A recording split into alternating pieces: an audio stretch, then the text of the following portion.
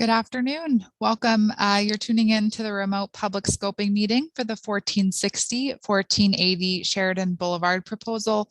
For the record, the CEQR number, City Environmental Quality Review number, is 22 DCP 178X. My name is Stephanie Shalou, and I'm the Director of the Environmental Assessment and Review Division here at City Planning.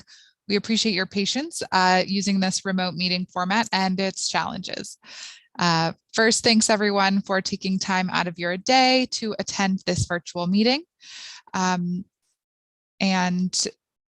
thanks as always for utilizing this new technology as we allow the critical land use and environmental review procedures to proceed.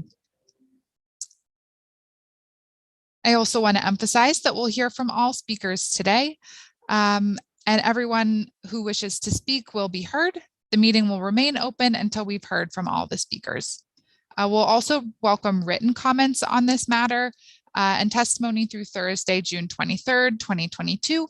And we do provide written comments the same close attention and consideration as comments provided during this meeting. All right, without further ado, we will proceed to the public scoping meeting. Let's enter the slides.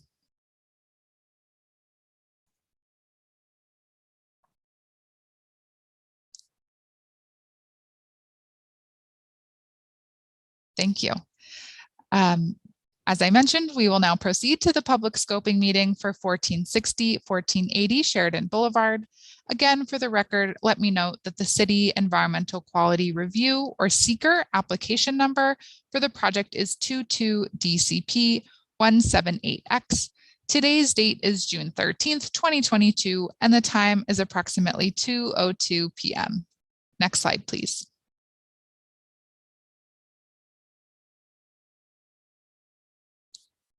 And next slide. Again, my name is Stephanie Shalou. I'm the Director of the Environmental Assessment and Review Division, or EARD, at the New York City Department of City Planning. I will be chairing today's scoping meeting. The Department of City Planning is acting on behalf of the City Planning Commission as the lead agency for the proposal's environmental review. As lead agency, the department will be responsible for the preparation and completion of the project's environmental impact statement, or EIS. Next slide. Joining me today are several of my colleagues from the Department of City Planning. Stacy Barron is the project manager for the environmental review of this project.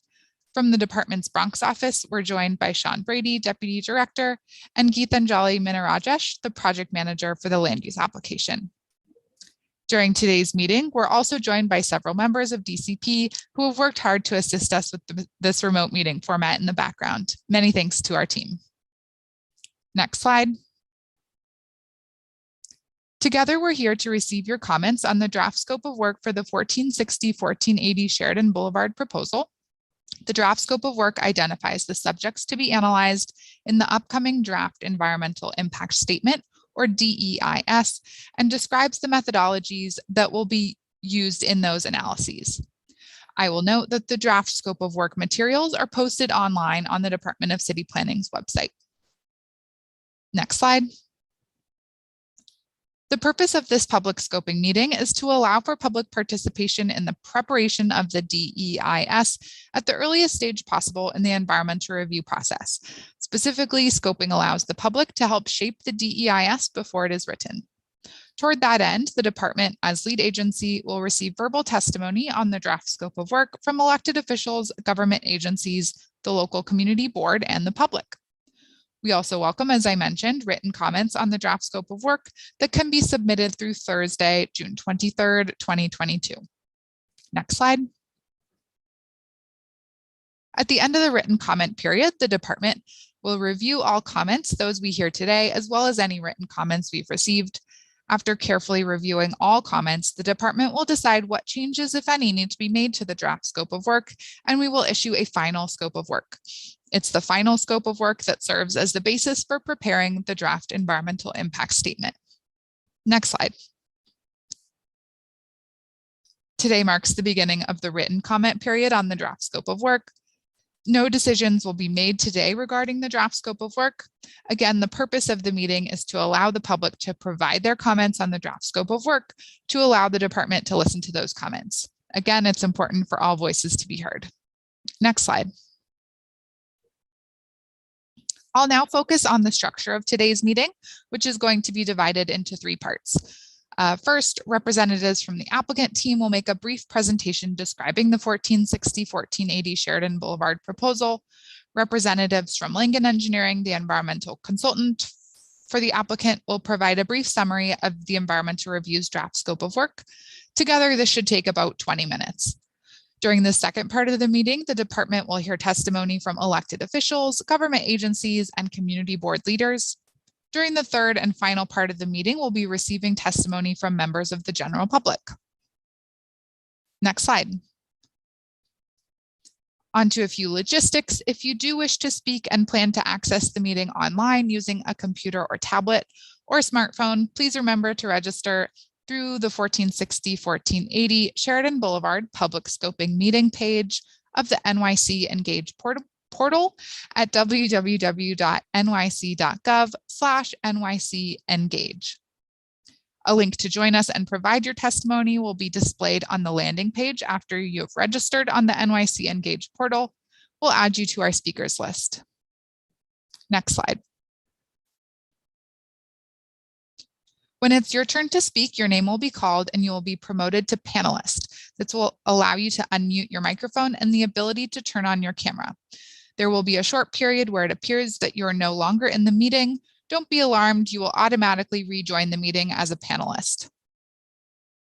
You will be asked to convey your remarks, and to allow us to hear from everyone who wishes to speak, we ask that you limit your remarks to 3 minutes.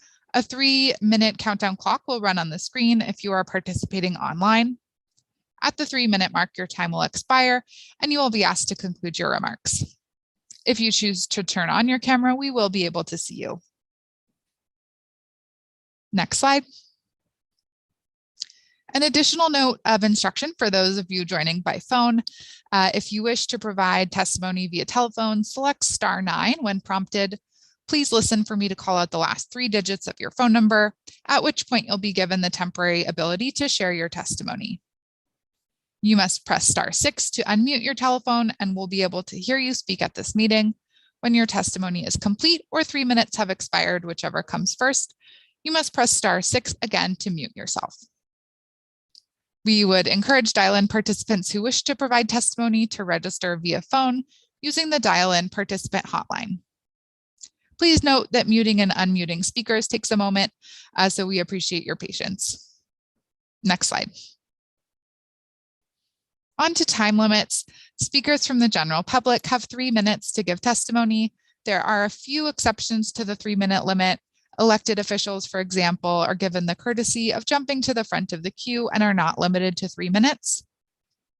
For our live stream viewers, if you do wish to testify, please be mindful of potential background noise during your testimony. Make sure that the live stream is muted to avoid hearing an echo if you're also joining in Zoom. Next slide.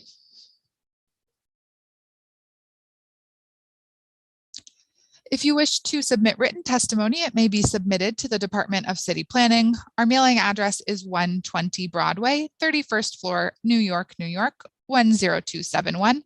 Attention, Stephanie Shalou. Or you can mail comments on this application to the email address for the project's application, 22DCP178X_DL@planning.nyc.gov. This information can also be found on the NYC Engage portal and the Department of City Planning website, planning.nyc.gov. Again, we will accept comments through 5 p.m. Thursday, June 23rd, 2022. Next slide. If you missed any of these instructions, please visit www.nyc.gov/NYC-engage for more instructions on how to participate and provide testimony. We will now move on to the first part of our meeting where the applicant team will present an overview of the project and the environmental consultant will summarize the draft scope of work. Next slide. I will now turn it over to the applicant team and invite Ashley Dukas to start the testimony. Thank you, Stephanie, and the whole city planning team for making today happen. Thank you for those attending and participating and providing comments at the scoping hearing for 1460, 1480 Sheridan Boulevard. I'm Ashley Dukas from Stroke and Levan, and we are Land Use Counsel for the applicant. Next slide, please.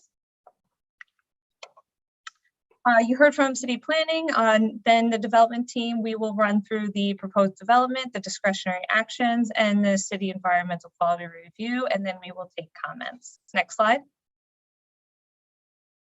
The development team consists of the applicant, West Farms Realty LLC, the owner of 1460 Sheridan Boulevard, and 1480 Sheridan Realty LLC, the owner of 1480 Sheridan Boulevard. Both companies are affiliates of Simone Development Companies. Simone is a leader in development of medical and healthcare facilities, industrial space, office campuses, retail centers, and mixed-use housing in New York City, Long Island, Westchester, and Connecticut. The architect is Newman Design Architects with Brian Newman present. The landscape architect is Dirtworks Landscape Architecture. Environmental planning and engineering is Langen Engineering with Max Stemper Young and Rachel Belsky present, and Land Use Council is Struck. Next slide. Next slide, please. The proposed rezoning area is located in Bronx Community District 9. The center image on the screen shows the rezoning area bounded in the black dotted line. It is bounded by East 172nd Street to the north, the Bronx River to the east, and the southern boundary line of Site 2 to the south, and the Sheridan Boulevard to the west. Site 1 is 1460 Sheridan Boulevard. Site 2 is 1480 Sheridan Boulevard. Those are the applicant controlled sites. Lot 60, Lot 65, and Lot 68 are the three center parcels not controlled by the applicant, but are included in the rezoning area. The image on the right is the rezoning area hashed and showing its proximity to Starlight Park. Next slide, please. Over the past 10 years, there's been numerous studies and planning efforts in the area, the Sheridan Expressway and Hunts Point Land Use and Transportation Study, and the Sheridan Boulevard improvements. This resulted in the change from Sheridan Expressway to the Boulevard that included crosswalks and greenway connections. Next slide.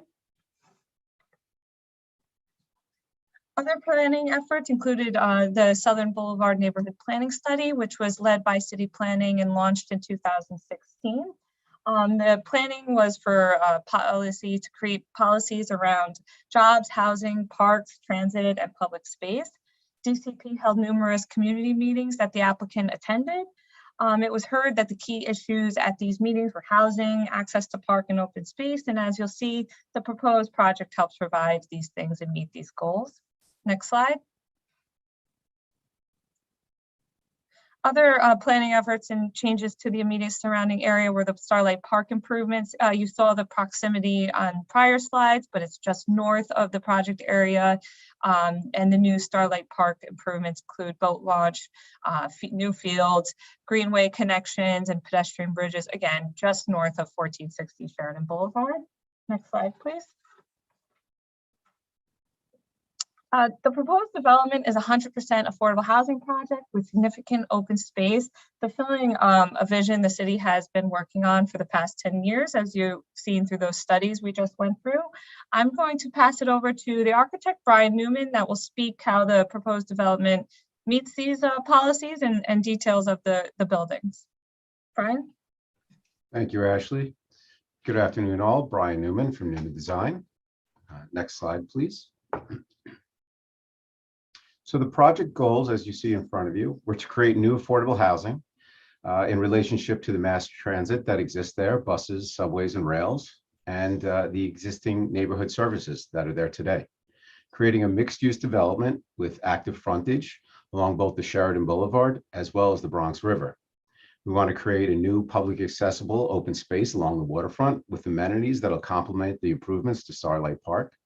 Create a thoughtful design that responds to the site's context, allows the view corridors to the Bronx River, creating jobs, both temporary during the construction phase and permanent within the building, within the commercial and the building services, the residential component of the project.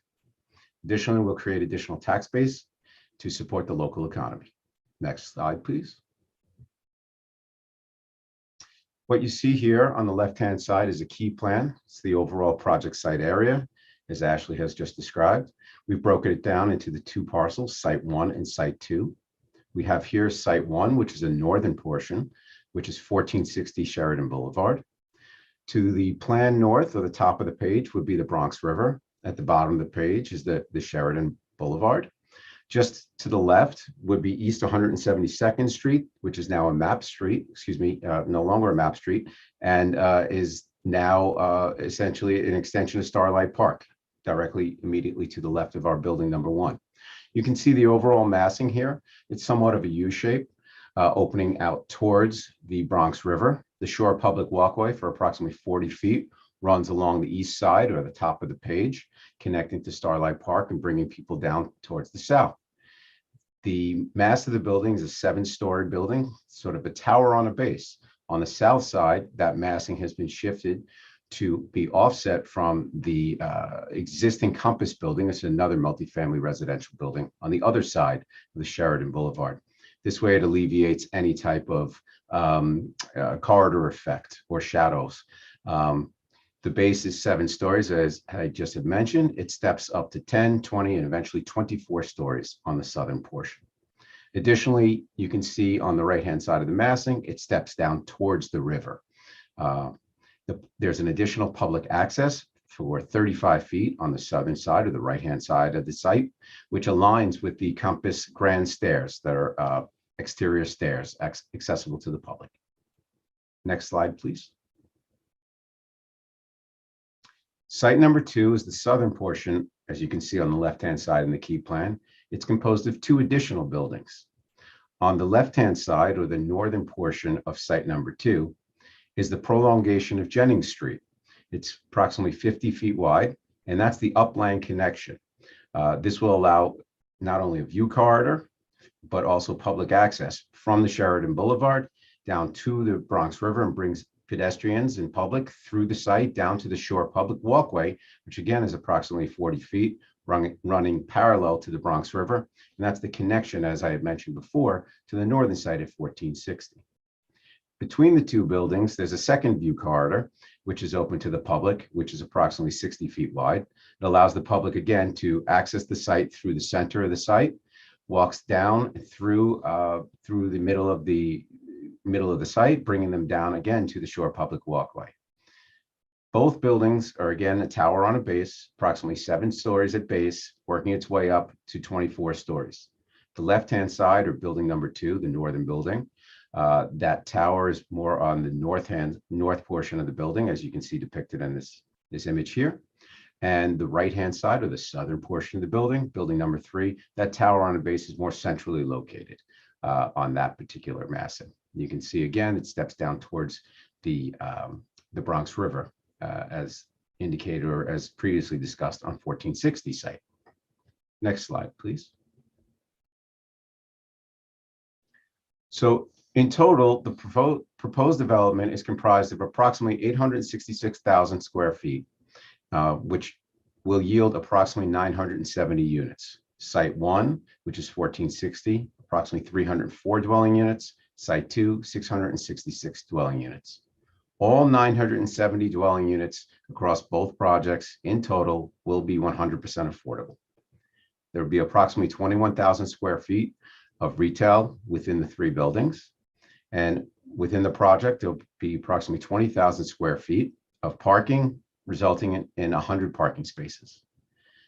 As depicted in the site plans and just described, the publicly accessible open space yields approximately 56,000 square feet. 35,000 of that is waterfront, 20,000 square feet is additional publicly accessible open space, just not directly on the waterfront. The 3 buildings, their maximum height at that 24-foot story tower is approximately 225 feet tall. In addition, on top of that, there's a 15-foot tall mechanical bulkhead. We're estimating approximately 2,300 residents and 105 employees. Next slide, please. What we hear is some architectural renderings for illustrative purposes only. This is still a work in progress, and I'd like to say it's almost a placeholder. The actual architecture is still obviously a work in progress and will continue to be refined as the project progresses. But the idea to show here is not only the massing, but the mixture of textures and materiality and window wall. There is masonry, metal panels, glazing, green roofs. Of course, what we see here is also important. We're in the Bronx River looking towards the site. So you see the shore public walkways illustrated in both these sites. The left-hand side is the northern site, which was 1460. The right-hand side is the southern site, which is 1480. Again, you can see the shore public walkway, seating, vegetation, public access from the building or activity from the building. So it's interactive. And you can see the vegetation as well on the right-hand side, the 1480 site. You can start to see that second view corridor in the middle where it connects back up to the Sheridan Boulevard. Next slide, please. Ashley, thank you. Thanks, Brian. Next slide. So the discretionary actions being sought are a zoning map amendment to rezone the rezoning area from an M11 to an R73 with a C24 commercial overlay, a zoning text amendment to amend Appendix F to map the rezoning area as mandatory inclusionary housing area, and a City Planning Commission authorization to modify requirements for the locations of waterfront public access areas and visual corridors. Next slide. These images show the existing and proposed rezoning. On the left, you'll see outlined in red is the existing zoning of an M11 for the project area. On the right-hand side, the project area hashed, showing the R73 with a C24 commercial overlay. Next slide. These images show to explain the visual corridor authorization being sought. Due to the unique shape of the zoning lot and the bend of the river on 1480, there's two visual corridor requirements, and the authorization seeks to just relocate the visual corridors. The image on the right, the shaded green shows the proposed locations. The shaded blue shows where the locations would be required if following the strict letter of the law. Next slide, please. I will add that for the visual corridor locations that even with the proposed changes, they are still fully public, accessible for the use and enjoyment of the public, and views of the river are provided. Other discretionary actions are financing from NYC Department of Housing Preservation and Development to develop a fully affordable residential units on both applicant sites. The MIH text amendment requires the minimum of 30% affordable housing. The applicant is seeking and proposing 100% affordable housing. Waterfront permits, a tidal wetland permit from the New York State Department of Environmental Conservation, and a nationwide permit 3, 7, and 13 from the United States Army Corps of Engineers. Next slide, please. I will now pass it on to Max at Langen to go through the CEQR. Thank you, Ashley, and thanks to everybody at City Planning for making this happen and for everybody who's providing their input today. I will talk about the CEQR process here. So next slide, please, we can get going. Just a reminder that CEQR is a disclosure process. It allows the decision makers to make an informed decision on the consequences of their actions. Pursuant to the City Environmental Quality Review, we will establish a no action condition, what will happen in the future, and compare it to what's called a with action condition, what we expect to happen if the proposed actions are adopted, and that will form our analysis framework. The DEIS will analyze the incremental changes between these two conditions that could reasonably be expected to occur. This session today is to collect public comments on the draft scope of work. Those comments will be incorporated into a final scope of work.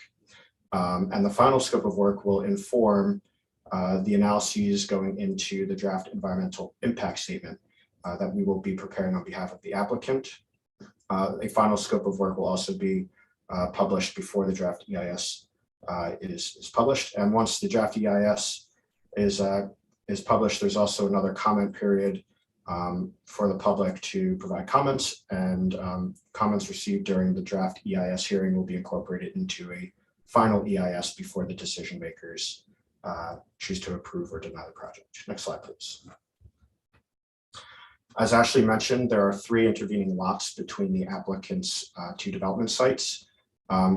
The reasonable worst case development scenario established for this project that these sites could be amalgamated into one development site and developed as of right into a 24-story building with 2 tower components as shown here. This is not the applicant's proposal. The applicant does not own the site, but this is what will be analyzed in the EIS because the rezoning would enable this to happen. Next slide, please. So the program that we are proposing to analyze in the DEIS is summarized in this table. The analysis year that we're proposing to study is 2031, when we believe all sites would be developed. The chart shows the projected development sites 1 and 2, the programming there. As Brian discussed, we are anticipating 970 dwelling units, all of which would be affordable, just over 20,000 square feet of retail, and 56,000 square feet of open space and 100 parking spaces. The buildings would rise to a roof height of 225 feet, plus mechanical bulkhead and other permitted obstructions on the rooftop. On potential development site A, we estimate that site would have the capacity for approximately 350 dwelling units, as well as a affordability requirement between 88 and 105 units. Approximately 3,500 square feet of retail and 140 parking spaces. And like the proposed development, that building would be allowed to rise to a roof height of 225 feet plus permitted obstructions above the roof. Again, I want to stress that potential development site A is not owned by the applicant, and there's no specific development proposal there. And we will be analyzing that in the DEIS pursuant to CEQR guidelines. Next slide, please. So here's the increment we are proposing to study on the projected development sites. We assume that in the no action condition, the existing conditions would continue, and that's summarized in the no action line here. The with action condition is we assume the proposed development would be constructed by the applicant, assuming that all the actions are approved by the relevant bodies who they need approval from. So this incremental table will be used to analyze the effects of the actions in the DEIS. Next slide, please. So based on that increment, the draft scope of work that's available on CEQR Access and City Planning's website does point out areas where we plan to do analyses. They are highlighted here. The ones that I do want to call out is in particular is transportation. We plan to be doing detailed traffic, transit, pedestrian analyses, as well as a parking study and analysis of vehicular and pedestrian safety in the area. All these areas are described further in the draft scope of work, and you can look to those in the draft scope of work. Next slide, please. We will also be looking at mitigation that may be required. If there are significant adverse impacts, they would be described in the DEIS. We'll also look at alternatives, specifically the no action alternative and an alternative where there would be no unmitigated impacts. And then the DEIS will also provide summary chapters per the CEQR technical manual, and these include unavoidable significant adverse impacts, a discussion of the growth-inducing aspects of the project, and a summary of the irreversible and irretrievable commitment of environmental resources. Next slide, please. So to summarize the rest of it, written comments will be accepted on the draft scope of work through 5 p.m. on the 23rd of June. And the contact details to submit those comments in writing are provided below. So I think I hand this back to City Planning. Stephanie, I'll shoot it back to you. Thank you, Max, and the rest of the applicant team for that presentation. Next slide.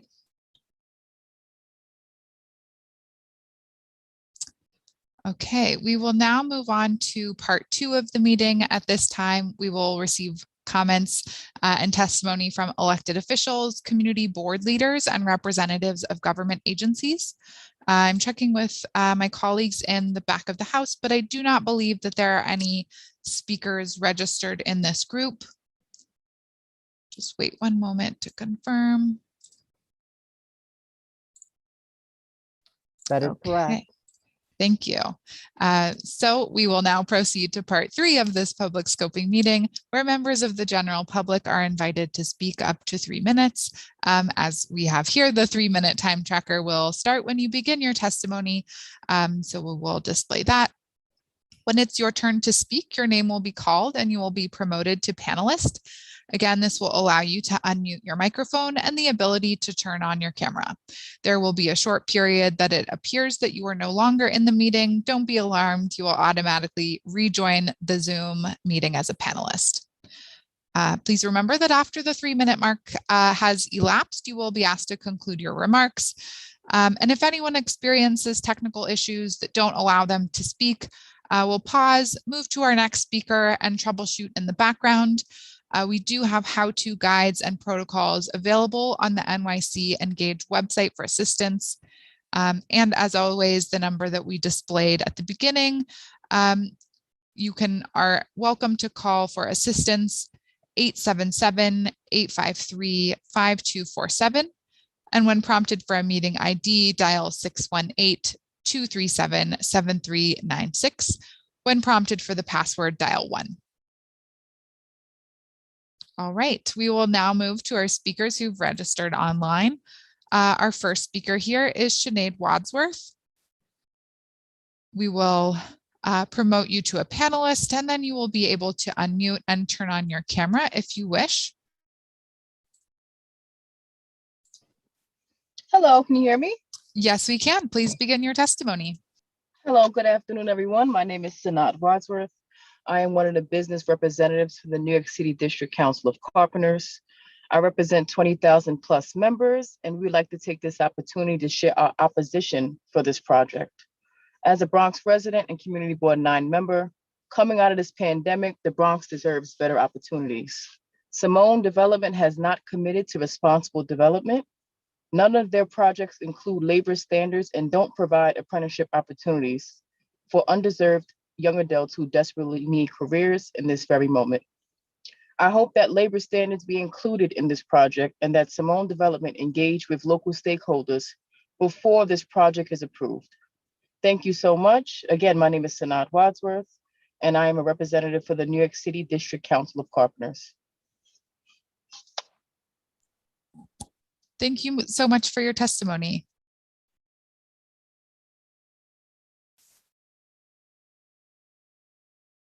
All right, we will now move on to our next speaker.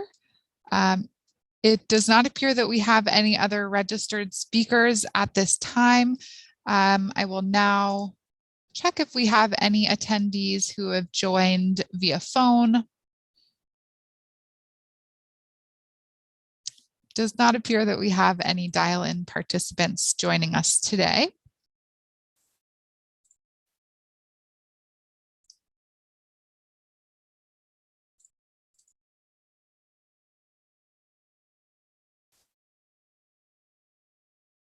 All right, I'll go ahead and ask our production. I believe there's 2 slides.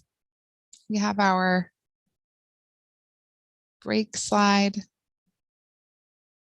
Great. All right, if anyone is viewing this meeting on the YouTube live stream or any other way and has not yet registered to speak but wishes to do so, please visit the website NYC Engage and click on the 1460-1480 Sheridan Boulevard project and register to speak. Information to dial in or to dial in into the participant hotline listed below. Please do so now so that we're able to allow you to participate in this public scoping meeting.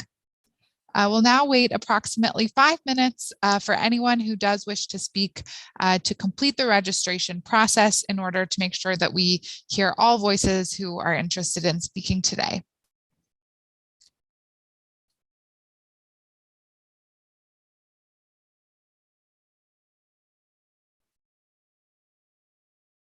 All right, we will re-adjourn at approximately 2:39 this afternoon. Again, please do register to speak if you wish to do so, and we'll reconvene in just a few moments to see if any additional speakers have signed up. Thank you and speak with you shortly.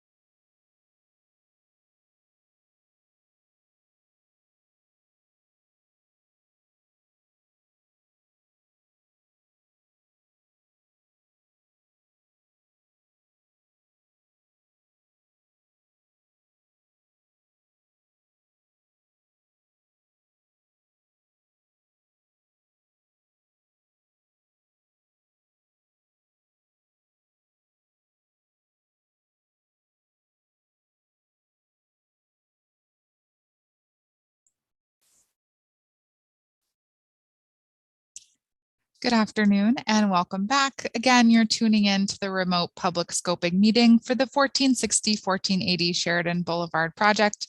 Again, for the record, the project CEQR number is 22DCP178X. My name is Stephanie Shalou. I'm the Director of the Environmental Assessment and Review Division at the Department of City Planning. We're currently on part 3 of the public scoping meeting, where members of the public are invited to speak on this matter for up to 3 minutes. And we will check back if we have any speakers who had registered during our 5-minute break, either online or via phone. Checking with my colleagues in the background. All right. It appears that no new speakers have registered during our break, so it does appear as if everyone who wishes to speak on this matter has spoken. And we will now go to our next slide.